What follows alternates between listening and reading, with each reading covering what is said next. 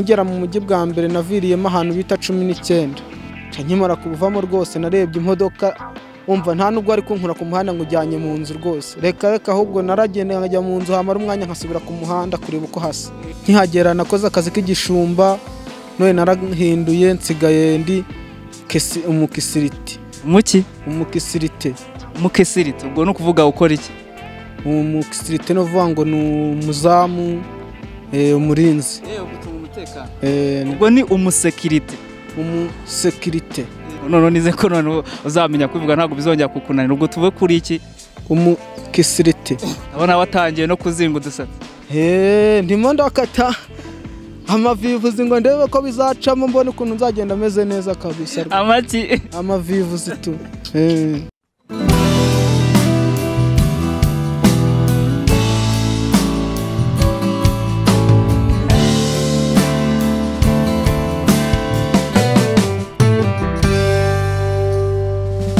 nguhaye ikaze nanone ku isoko 24 cyangwa se isoko 24 n'ubundi tunyuza ibiganiro bigiye bitandukanye. Uyu munsi nashatse no kuganira n'abantu buriya mutubona mu miji ukabura umuntu agenda n'umusirimu n'ibyo ariko abantu benshi bura ntago turi bakavukire mu mujyi ariko se bwa mbere abantu bagera mu mujyi byabaga bimeze bite nibyo nashatse ko tuganiraho nganira n'uyu musore rero kugira ngo ambwire we agera mu mujyi byagenze bite ni biki byamutunguye ese ubu ngubu umujyi amaze kubona tesa asubiye mu cyaro byagenda bite ni mu kiganiro twagiranye n'uyu musore rero ngira ngo nawe ukurikire.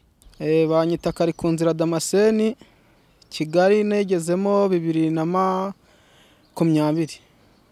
Ndumva nta gihe kinini uhamaze uyigezemo wabonye itandukaniye he ni wanyu? Nasanze Kigali imeze neza tu kuko wacu nta modoka ziba zihari nyinshi ni kamwe niyo tukabonye turirukanka abantu bakajya mu nzu ngo ni kibazo ngo nabayobozi ariko Kigali nta muntu ujye utinya imodoka. Imodoka ubona ari umuntu uri mu modoka ubona ari nka mugenzi wawe ntacyo atwaye. Iwanyu ni hehe? Wacu ni mu Bugesera. Mu Bugesera hafatwa nk'umujyi ubundi bwo wowe kuki wumva ko n'imodoka bigoye kuba zihagera? Nukuvuga ngo mu Bugesera nanjye ntago ari iwacu nyirizina nuko nahimukiye ni nkaho mbara kwivuko tu. Ubundi wabaga he? We nabaga i Karongi.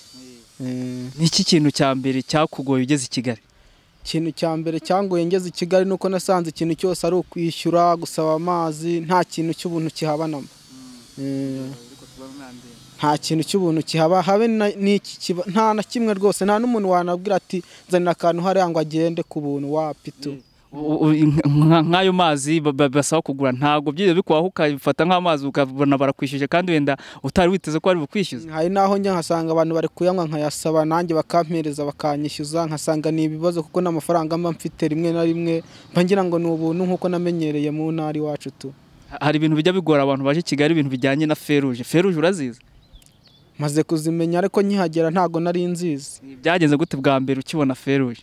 Nkihagera nyine nagombaga kwambuka ari uko mbajije abantu ntago nari gupfa kwambuka nabonaga abantu bambuka imodoka nkabona bari kuzihagarika nkibaza ukuntu umuntu ashobora kubwira imodoka ati hagarara nkumva ni ikibazo. Ntabwo ugeze ugera nko mu muhanda zikinda kukugonga tuvamo wiruka? Cyane rwose najyaga ahubwo se nari no kuhambuka ko nahagararaga nkirwa mpagaze ku muhanda abantu bakambuka babizi bakambuka bambuka ngiye nkirwa ku muhanda nkaza kubaza nk'umuntu ati se ko niri wahangaha wambwiye ukuntu bambuka umuhanda akambwira ati rero kwambuka reka inze nkwere ukuntu bambuka ati amategeko y'imodoka n'ay'abanyamaguru birahari akanyambutsa tu. Ariko ngiye ntago nari mbizi ko mu ntari wacu nta bihaba nta kuvuga ngo umuntu arambuka umuhanda abonye imodoka nk'i Kigali. Noneho ubu ngubu rero i Kigali urahari ubu twavuga ko hakora iki? Kigali ubu ngubu ndahari nkihagera nakoze akazi k'igishumba none narahinduye nsigaye ndi umukisiriti. Umukisiriti ubwo no kuvuga ukora iki?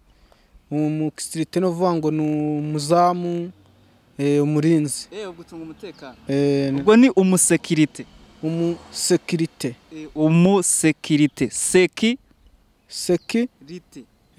umusekirite ubwo none nize ko none uzamenya kubivuga ntabwo bizongera kukunanira ubwo tuve kuri iki umukisirite. Nibyo kugeza ubu ngubu nk'abana baba bari mu cyaro hamwe wabasize ubu twavuga ko wababwira iki bijyanye no kuba wabonye umujyi ari ubwa mbere wawugezemo? umujyi ni mwiza rwose, uramutse uri mu ntara ntabwo wazamenya uko umujyi umeze. Utarabona imodoka ngo ugire ngo ni inyenyeri ziri mu ijuru, ukavuga ngo uzajya ubona imodoka mu cyaro wirukanka ngo ubone abantu bo hanze baza, ubone indege ukuntu zigenda, ube wanagenda usuhuze n'umuzungu, ntabwo rwose mu ntara mwamenya iterambere tu. Ubu rero uzasubirayo warabaye umusirimu? Ubu nta kibazo rwose, ibintu ni sawa tu. Siko nzi ko wambuka umuhanda nkaba nakambutse umuntu uturutse mu ntara, ibintu rwose ni sawa tu. Ndabona watangiye no kuzinga udusatsi.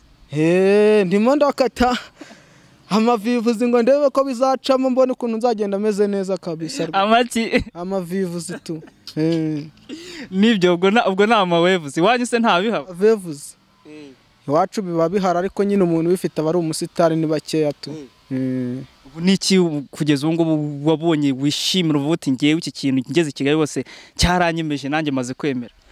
Ikintu cyanyemeje ni imiturire yaho tu. Ugasanga abantu nkuko wafata nka metero nk'icumi, ugasanga harimo inzu, ugasanga ibamo nk'abantu nk'ijana, ariko mu ntara rwose usanga nka metero 10 ari ukubona inzu imwe cyangwa nta n'inzu ihari tu, ari imirima gusa. Ku bijyanye n'imirire nayo hari igihe gitungura abantu bageze i Kigali bwa mbere, wowe ubwo imirire y'i Kigali wayibonye ute? Kigali birira dukeya twiza rwose, ntabwo ari nko mu cyaro kuvuga ngo baraguhereza igisahane kinini ukagicaraho ukagitemagura. Kigali ni duke twiza tu. Ariko tudahaza? Hari igihe tutaguhaza, ariko harimo n'abo duhaza. Wowe se byagenze bite? Nkihagera nanjye ntabwo twampazaga, ariko ubu ngubu dusigaye tumpaza tu. Wamaze kubimenyera? Namaze kubimenyera rwose. Ese mu cyaro nta kintu ubona cyiza nanone gitandukanye n'i Kigali? Mu cyaro icyiza cyaho ni uko wenda ushobora kubona ibintu by'ubuntu, ukaba utavuga ngo urajya kuri mugenzi wawe afite ikintu ngo umusaba kwime, ariko i Kigali hoho nta muntu wasaba n'umwe, ni bakeya rwose. Hari ukuntu abantu bazi Kigali bigoranye, wowe kuza i Kigali waje ute? Nyine hari ukuntu umuntu mu cyaro harambirwa akajya i Kigali, ariko ngiye no kuvuga ngo nzi Kigali, narangiwe n'umuntu wagiye muri Kigali mbere, nkageza ndangira akazi ndagakora, ngera igihe numva ndakarambiwe umuntu ndangira kandi, ariko ubu nkora kesiriti. Hari ukuntu mu buryo bwo kuza se warateze, se waje gute, waje kuri lift, se waracunze, hari n'ukuntu uva no mu rugo batabizi, wowe waje gute? Nanjye nta muntu nabwiye, narazindutse kare nzanye n'amaguru, ngeze muri gare ndatega, ngenda mbaza abantu kuko ntago nari mpazi neza, birangira ngeze aho nakoraga. Ahambere wageze ukigera mu mujyi waho waviriyemo ni? Nkigera mu mujyi bwa mbere naviriyemo ahantu bita 19 za Masa, barambwiye ngo ni za Masaka za Kicukiro. Hagera ukimara kuvamo uhita ubibona ute rero? Nkimara kuvamo rwose narebye imodoka, umva nta nubwo ari kunkura ku muhanda ngo ujyanye mu nzu rwose, reka ahubwo naragenda nkajya mu nzu, hamara umwanya nkasubira ku muhanda kureba uko hasa. Bunije nsubirayo, abantu barambwira ati uri kureba ahangaha, ati ntabwo uzi mu mujyi rata, hani mu cyaro cya Kigali. Ndavuga ati naha harahagije.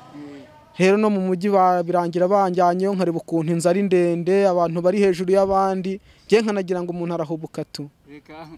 Za convention warazibonye? Narazibonye rwose pe, nanagiyemo rwose convention mu mujyi, nta na hamwe mu mujyi ubu ngubu wambwira hose ndahaza. Umaze kuhamenyera? Cyane tu. Ubu nusubira mu cyaro abatipe wasize abana mwanganaga uzababwira iki? Nzajya mbabwira ati rwose nimujya muba muri mu cyaro, mujye munatekereza mu mujyi, munavuga ati mu cyaro ntabwo umuntu yagwa mu cyaro ngo azamenye ahantu iterambere riri, kuko mu mujyi haba hari iterambere. Ugasanga umuntu w'umwana uri mu rugero rwawe atwaye imodoka, atwaye moto, ariko mu cyaro umuntu utwaye moto bumva ari igitangaza, ariko mu mujyi usanga abantu bose abenshi batwara moto, ukareba ukuntu abantu baho bambara, ntabwo bambara nko mu cyaro tu. Urateganya gusubirayo ra? Reka ntabwo nteganya gusubirayo rwose, ntabwo byashoboka. Wapi pe. Ubuzima nubwo mu mujyi? Ubuzima ni mu mujyi, ntabwo mu cyaro birimo rwose. Biramutse byanze? Ntabwo byakanga, niyo byakanga ngewe naba ndi marine tu. Bahita bagufunga cyangwa buriya baragufunga bitewe n'ukuntu umeze, ariko buriya hari marine ziba zimeze neza. Wakora akazi kose ariko ukabona agafaranga ukahaguma? Nakora akazi kose gashoboka nkahaguma, nkajya ngerageza kugira isuku, nkamera nk'umusitari wibereye aho ngaho. Ubu gahunda mfite i Kigali ni ukuvuga ngo ndashaka udufaranga dukeya, nkaba nohereza mu cyaro, ngura agahene, ngura inkoko, paka nkagwiza nayo n'agasambu nkakubaka, nkaba nazana n'umugore. ubutumwa se wumva nawe waha abantu yaba abana wasize hariya nyine ndetse uko ubuzima buhagaze muri rusange? tujya tuvugana n'abantu bo mu ntara bambwira mu ntara bimeze uku, nkababwira ati mwana bimeze uko nguko, ati natwe twibereye mu mujyi ibintu ni danje ntari bitu.